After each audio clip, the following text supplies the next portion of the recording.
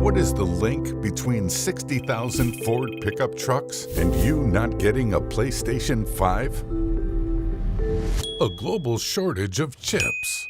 Chips are in almost everything you use. They are in your phone, your computer, and your TV. They run your car and allow you to make purchases with your credit card. They even power the factories that make all of these things. Right now, tens of thousands of cars are being stored in factories, waiting to be fitted with chips whenever they become available. Once the chips are installed, the cars will be ready to be delivered to customers everywhere. Experts say the global chip crisis will be resolved eventually, just not in the near future. The COVID-19 pandemic turned a global shortage of chips into a crisis. At the start of the pandemic, many industries pulled back their chip orders in anticipation of what was expected to be a significant blow to economies around the world. But when lockdowns called for people to stay at home, online ordering skyrocketed. People purchased computers for their home offices, fitness electronics to keep active, and gaming devices to be entertained. The pandemic accelerated the pace of digitalization. Once industries realized the demand for electronics had only stalled temporarily and was now accelerating, they had one tiny problem. There weren't enough chips for new orders. 1 trillion chips are made every year. It takes around 2 months to make a chip, and there aren't a lot of companies that make chips. A silicon wafer such as this one will travel through more than 3,000 steps and dozens of machines before it leaves the plant.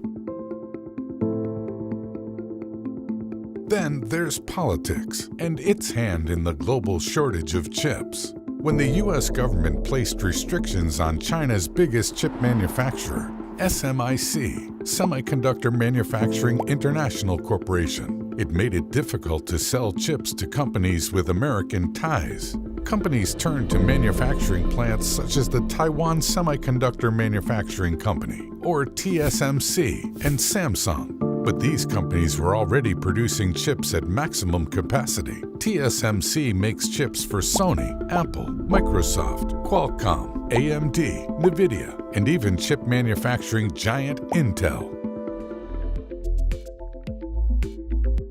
To make chips, manufacturers use large amounts of ultra-pure water to clean factories and wafers. TSMC's facility alone used more than 63 tons of water a day in 2019.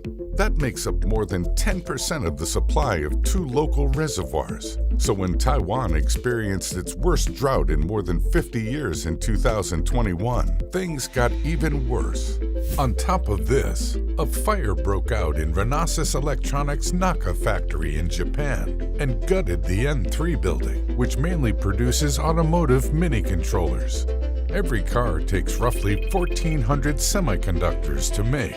So this fire was a big hit to the automotive industry. More than 95% of its capacity has been restored since its reopening, but the plant has yet to reach previous levels of production. It also doesn't help that semiconductors have a long lead time. Chip lead times, or the gap between ordering a semiconductor and delivering, increased to a record-breaking 18 weeks after already surpassing a previously unprecedented mark of 16 weeks just months earlier.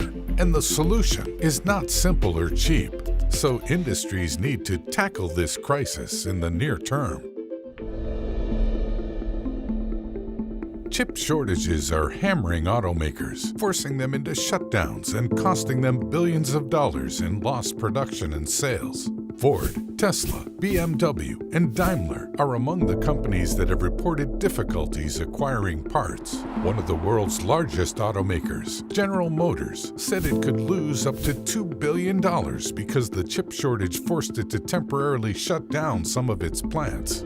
Overall, the global automotive industry will produce 4 million fewer vehicles than planned and lose roughly $110 billion in sales. If you are hoping to secure a gaming console or high-end graphic cards, you may have to wait until 2023. Supplies are limited, and demand for high-ticket items is as widespread as ever.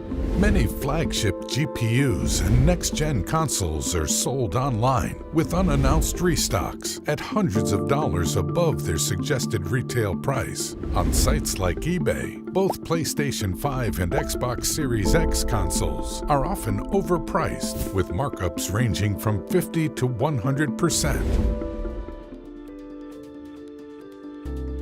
Some companies dependent on supply are battling the shortage by swapping puzzle pieces. Tesla had to rewrite its own vehicle software to support alternative chips and survive the shortage. This has helped Tesla maintain high levels of production and deliver hundreds of thousands of vehicles to customers. But other companies have not been so lucky.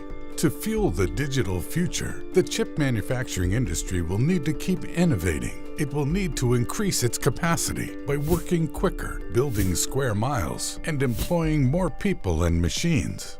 Until then, for the sake of our sanity, let's try not to sit by our laptops hitting refresh to see when that PS5 will finally be restocked. Keep our expectations low as we await the release of a new iPhone and hope that the lingering effects of the pandemic finally fade away.